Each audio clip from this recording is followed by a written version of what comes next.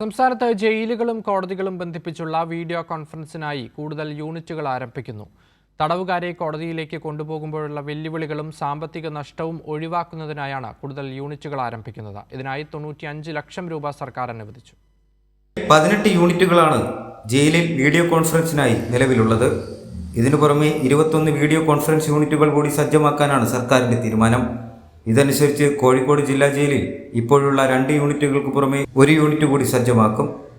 Thavanur central ജയിലിലേക്ക് 2 യൂണിറ്റുകളും കോട്ടയം, ആലപ്പുഴ ജില്ലാ ജയിലുകളിലേക്ക് 2 യൂണിറ്റുകൾ വീതമാണ് അനുവദിക്കുക.